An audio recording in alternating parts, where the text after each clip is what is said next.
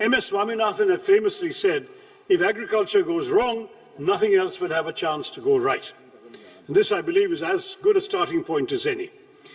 Mr. Chairman, it's high time we stop treating agriculture as some issue that will sort itself out, because 46.1% of India's workforce and 60% of our population depend on agriculture and allied activities. Despite agriculture contributing 16 to 17% of GDP, it receives only 3% of this union budget, 1.62 lakh crore, which is a 5.1% cut from last year's 1.71 lakh crore. Now, this underinvestment is all the more alarming, Mr. Chairman, given the existential threats facing Indian agriculture today. This sector, vital as it is increasingly threatened by climate change and misaligned farming practices. Nearly two-thirds of the country are prone to drought, and the toll of weather-related disasters has been severe. Yet the Fasal Bima Yojana, meant to protect farmers, has failed. Flawed assessments and opaque settlements have reduced compensation to token amounts, 1 rupee, 3 rupees, 21 rupees, as your minister himself has acknowledged, turning protection into systemic injustice.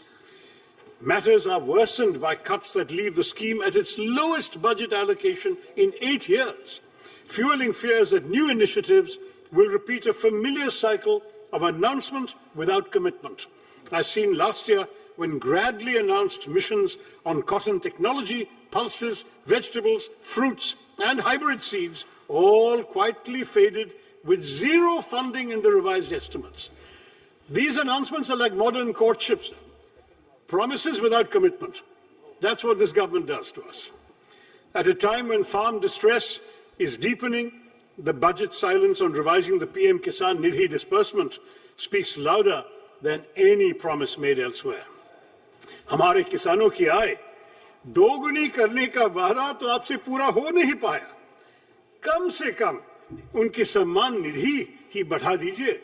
पिछले 6 सालों से ये सिर्फ 6,000 रुपए पर ही अटकी हुई है। The real weakness of this government's budget lies in its implementation, where rhetoric is not matched by reality. Let me quote that famous verse once again by Mirza Ghalib, which I think perfectly captures our reality today as reflected in this budget and its aspirations. हमको मालूम है जन्नत की हकीकत, हमें मालूम है जन्नत की हकीकत, लेकिन दिल बहलाने के लिए गालिब ये ख्याल अच्छा है. That seems to be what we have had inflicted upon us. We know the reality behind these claims, these tall promises, these narratives of model governance, but they're not policies grounded in outcomes. They're carefully curated illusions.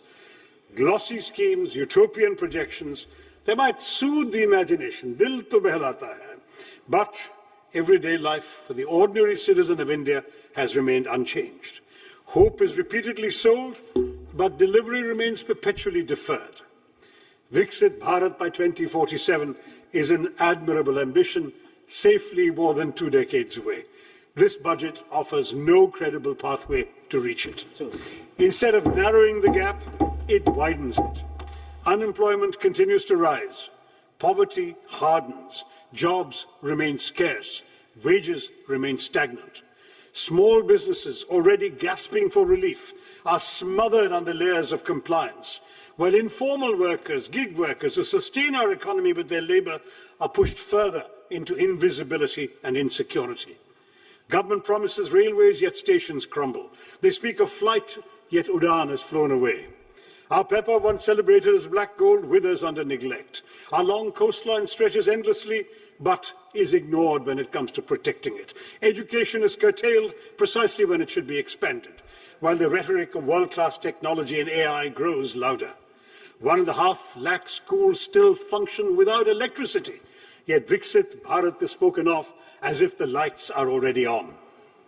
When vision is severed from reality, it ceases to be aspiration and becomes merely an illusion.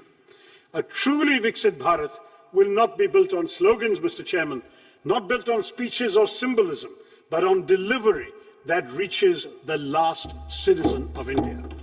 Turning promises into outcomes is not a favor. It is not a choice. It is our kartavya It is your kartavya, may I say to the government. Thank you, Mr. Chairman, and Jai Hind.